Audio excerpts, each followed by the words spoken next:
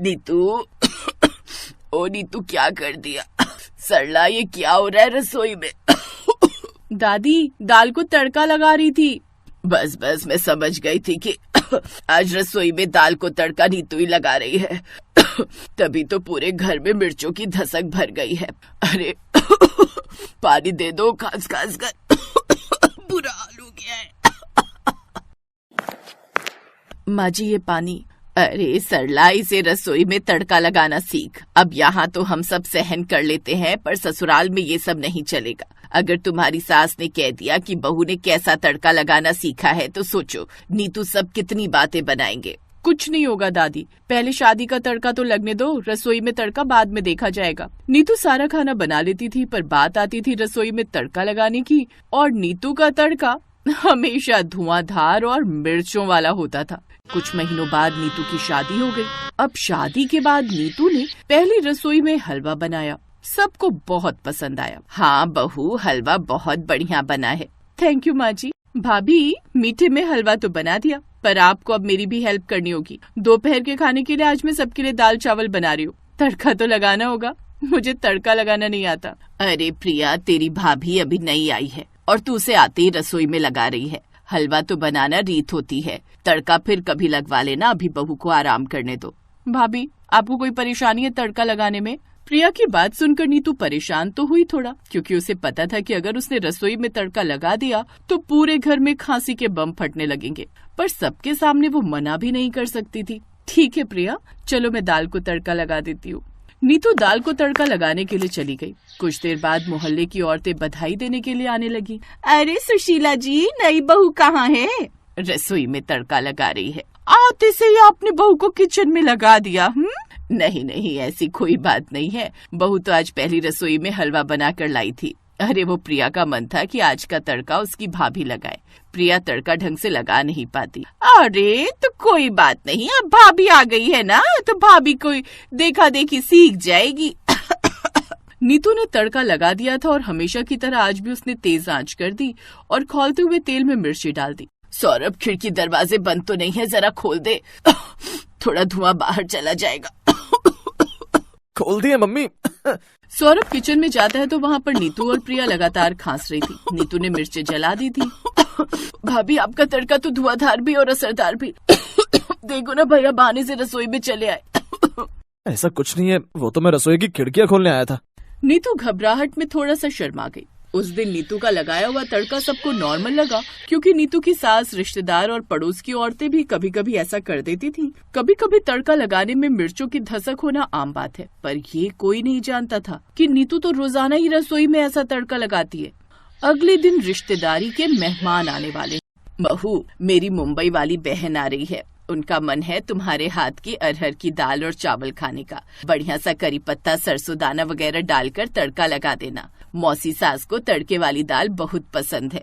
जी माँ जी। नीतू ने हाँ तो कह दिया, पर नीतू को टेंशन जरूर हो गई कि अब फिर से तड़का सबको खांसी करके रहेगा। अगले दिन सौरभ के मौसा मौसी आ गए।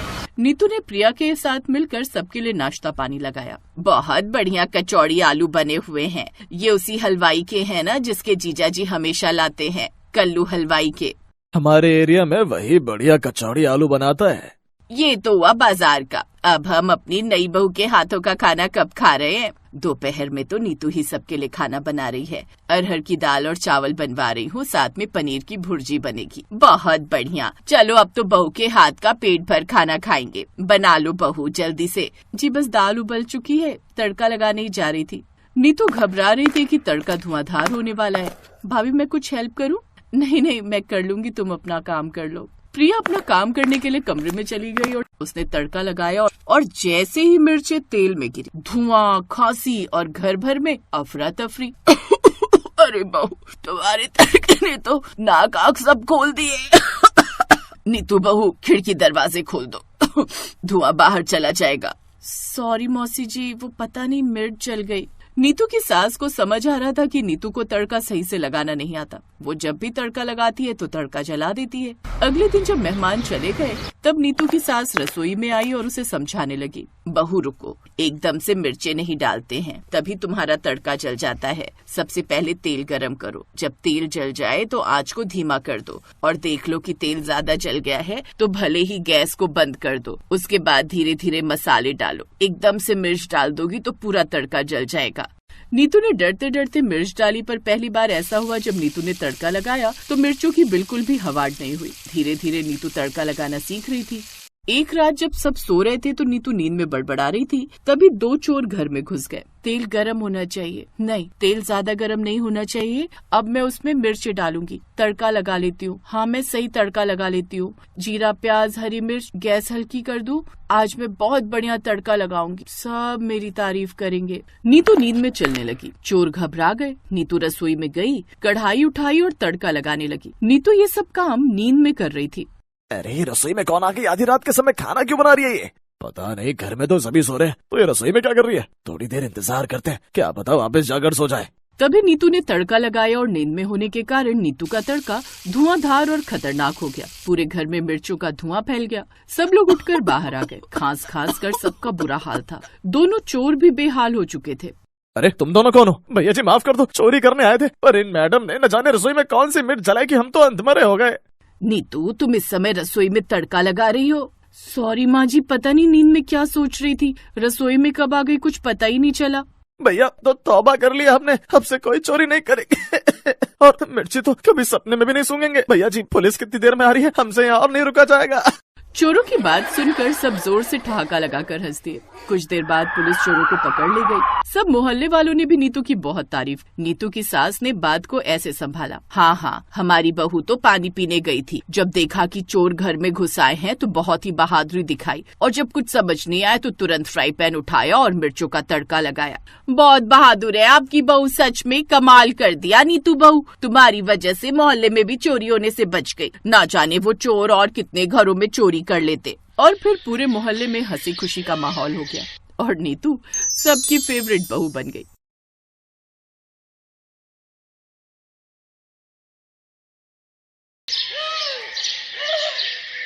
माँ जल्दी करो ना, भूख के मारे पेट में दर्द हो रहा है।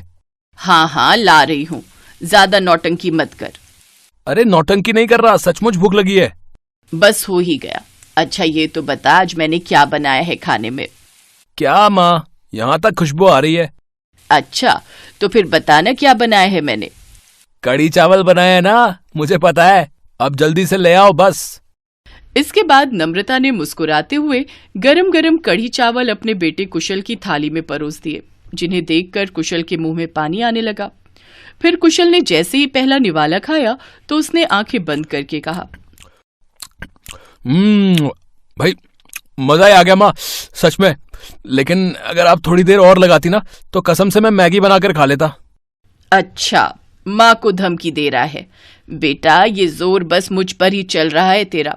एक बार पत्नी आ गई ना, सारी अक्ल ठिकाने आ जाएगी तेरी। क्या माँ, जब देखो शादी बहू पत्नी। अरे मुझे नहीं करनी अभी शादी वादी, ऐसे ही ठीक हूँ मैं। अच्छा मतलब क्या सारी उम्र मैं रसोई में ही लगी रहूंगी?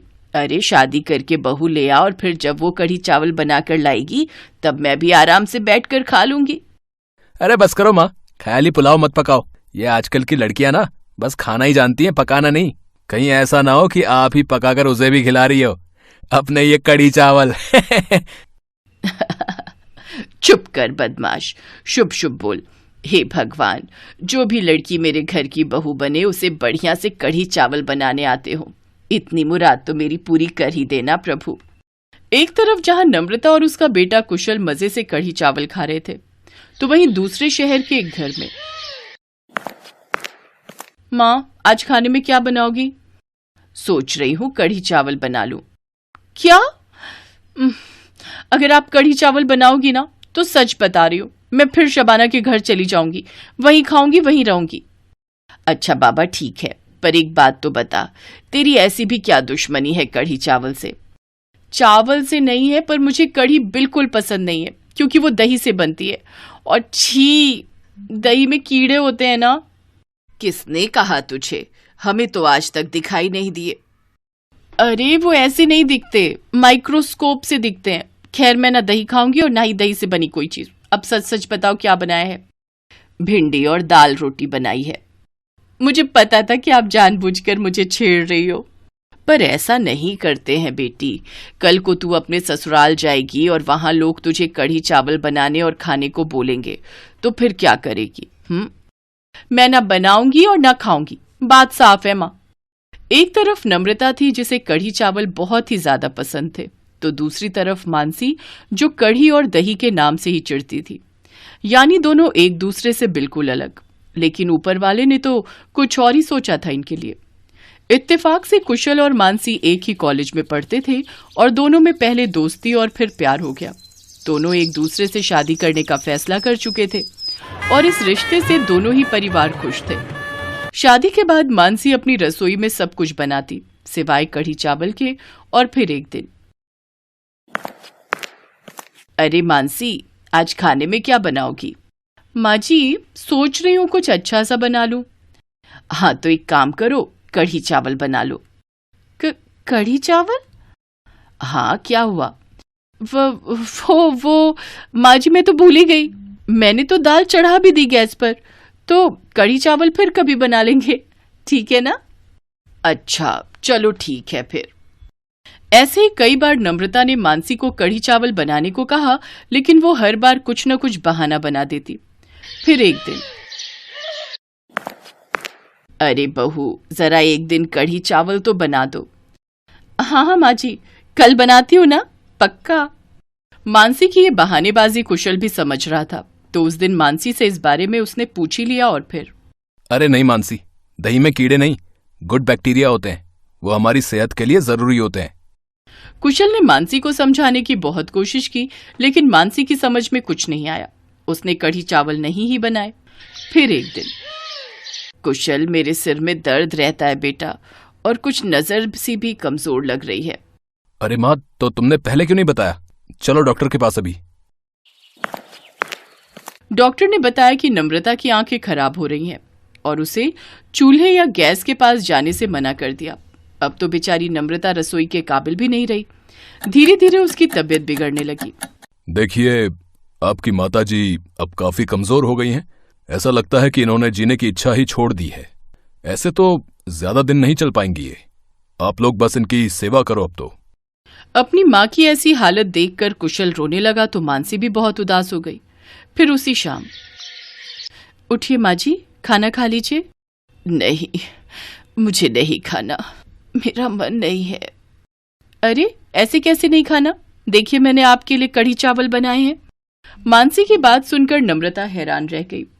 उसने आंखें खोलकर देखा तो वाकई उसके सामने गर्मा गर्म कढ़ी चावल थे, जो मानसी ने अपने हाथों से बनाए थे। उस दिन कई दिनों बाद नम्रता ने पेट भरकर कढ़ी चावल खाए और वो बहुत खुश हो गई। धीरे धीरे मानसी की सेवा की वजह से नम्रता ठीक होने लगी और कुछ ही दिनों में वो बिल्कुल पहले जैसी हो गई। अरे बहू, कढ़ी चावल तो बना दो। ये सुनकर कुशल झेप गया, क्योंकि उसे बिल्कुल अंदाजा नहीं था कि अब आगे क्या होने वाला है। वहां कुछ पलों के लिए चुप्पी सी छा गई थी। तभी मानसी अपनी सास की तरफ देखकर मुस्कुराई और बोली, कैसी बनाऊं माँ जी, पकौड़े वाली या बूंदी वाली? मानसी की बात सुनकर सभी लोग हंसने लगे। अब तो नम्रता को अपनी बहू भी उतनी ही पसंद थी जितने की कढ़ी चावल।